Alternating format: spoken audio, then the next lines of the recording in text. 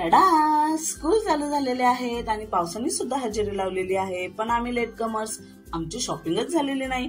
म्हटलं आता टाइमपास नको करायला, डायरेक्ट ठाणा स्टेशन गाठूया आणि शॉपिंग करूया. बसमध्ये बसलो, स्टेशन गाठलं. स्टेशनला उतरल्या ही छान सुंदर टपोरी अशी जांभळं आणि चेरीज दिसल्या. मग सुरुवातच आम्ही केली ती जांभळं खरेदी करण्यापासून. जांभळं खरेदी करून झाल्यानंतर आम्ही डायरेक्ट पोचलो ते टिफिन बॉटल ह्या स्टॉलवरती.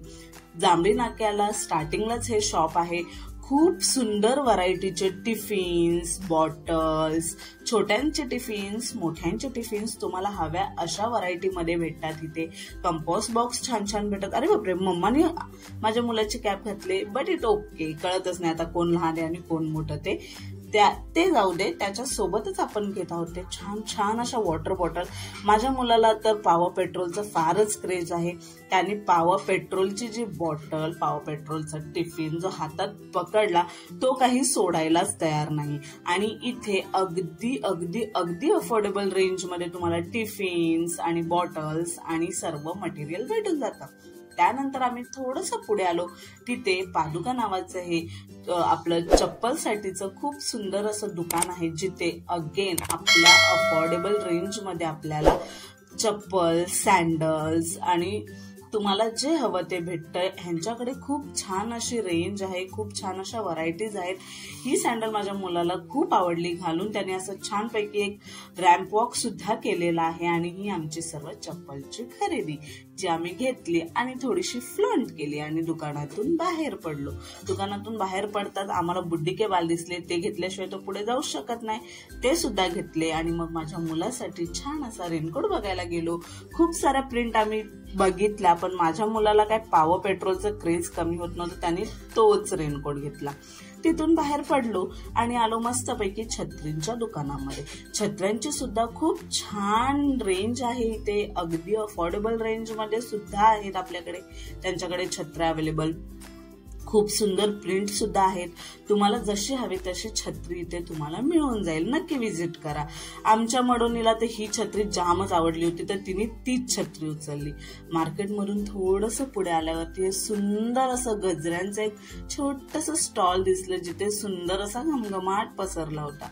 मग म्हटलं आता काय करूया, भेळीचं सामान घेऊया. म्हणजे घरी गेल्यावरती कसं झटपट पटपट एक छान अशी टेस्टी टँगी भेळ करून खाता येईल. सगळा कंटाळा उडून जाईल आणि छोटीशी भूक लागलेली असेल ती सुद्धा भागून जाईल.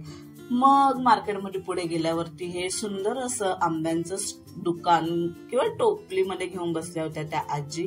माझ्या मम्मीला तिथले आंबे खूप जास्त आवडले, म्हणून आम्ही त्या आजींकडून मस्तपैकी आंबे घेतले, जे खरंच खूप जास्त टेस्टी निघाले. आणि त्यांनी खूप छान रेंजमध्ये सुद्धा दिले आणि पुढे सुद्धा इतके सुंदर असे आंबेवाले बसले होते. मग काय, शॉपिंग करून थोडंसं दमल्यावरती भूक लागली होती. भूक लागल्यावरती ठाण्याला गेल्यावरती सगळ्यात मेन आणि महत्वाचा टप्पा असतो तो तहसीलदार मिसळ. ठाण्याला गेलात शॉपिंग करायला आणि तहसीलदारची मिसळ नाही खाल्ली तर मग कायच खाल्लं. म्हणून आम्ही तहसीलदारला व्हिजिट केलं. तहसीलदारला गेलो, तिथे छानपैकी झणझणीत मिसळ ऑर्डर केली. ती झणझणीत मिसळ खाल्ली आणि माझ्या मुलासाठी त्याला पाव आणि कांदा शेव खूप जास्त आवडतं खायला, म्हणून ते ऑर्डर केलं होतं. हे सर्व घेतलं, छानपैकी मिसळीवरती ताव मारला आणि तिथून बाहेर निघालो. बाहेर निघाल्यावरती बॅग सुद्धा खरेदी केल्या आम्ही. ऑफिस गोईंग बॅग आणि माझ्या मुलासाठी शाळेची बॅग, असं सर्व सामान घेऊन आम्ही घरी पोहोचलो.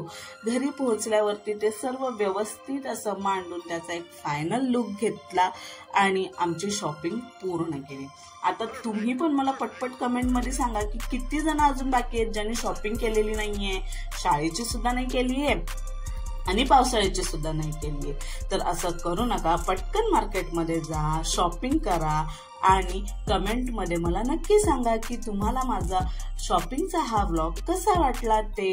Happy monsoons, bye.